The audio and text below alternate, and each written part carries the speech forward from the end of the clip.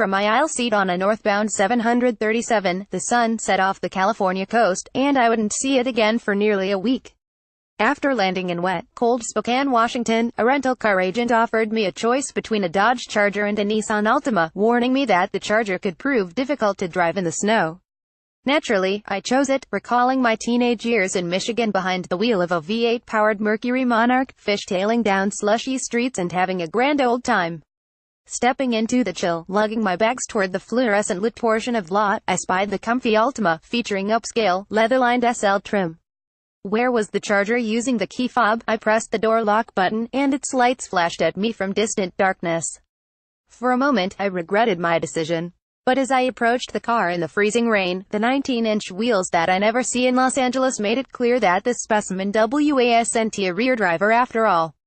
Instead, it was an all-wheel drive version equipped with new 2018 GT trim and a 300-horsepower, 3.6-liter V6 engine.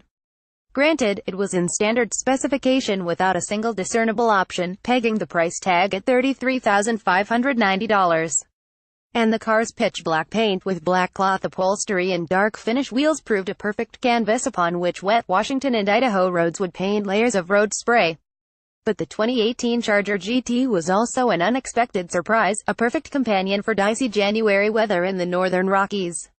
Comfort reigns, but watch your head. Fiat Chrysler Automobiles. My brother and I climbed in, and got the V6 fired up. A swipe of the wipers revealed that I would need to scrape a windshield for the first time in roughly a decade. Once the glass was clear, we set off toward Coeur d'Alene, Idaho, my butt roasting thanks to dangerously effective seat heaters. As has been true of the Charger for years, the car's throne-height front seats make it easy to get into and out of the car.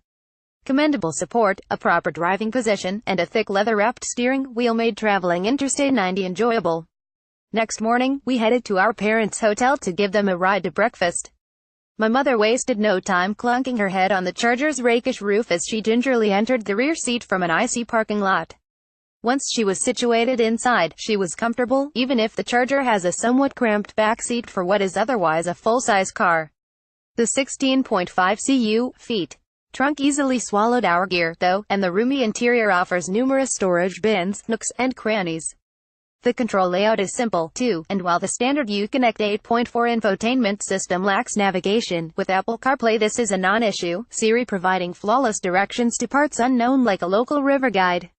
Though it is an old design, Dodge's blue-collar bruiser still looks good, the C-shaped character line stamped into its doors harkening back to the nameplate's glory days.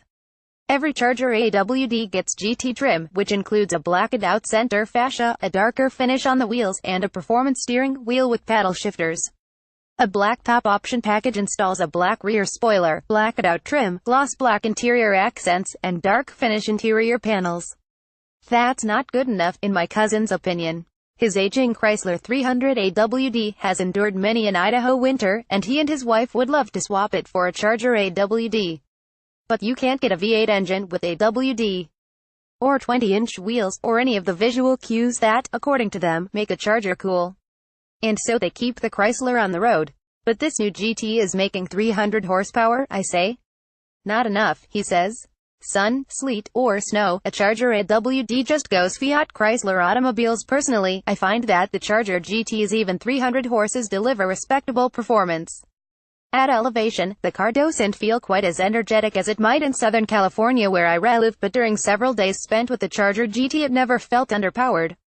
The V6 is hooked up to an 8-speed automatic and an all-wheel drive system with a front axle disconnect feature.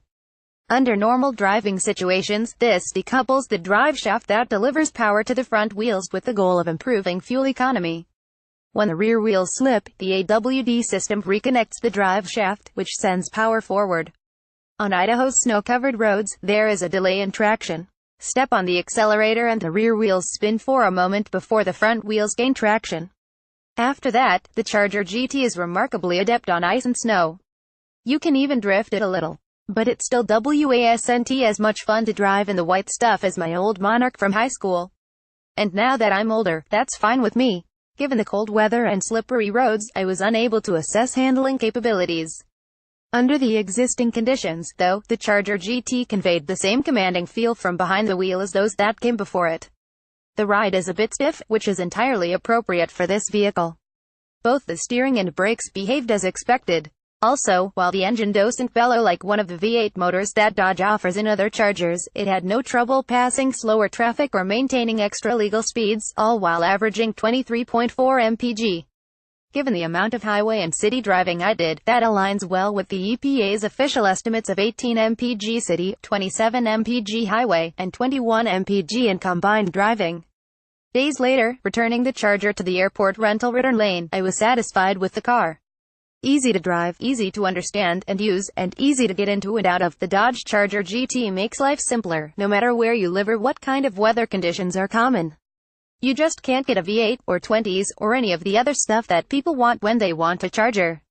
Did you find this article helpful? If so, please share it using the Join the Conversation buttons below, and thank you for visiting.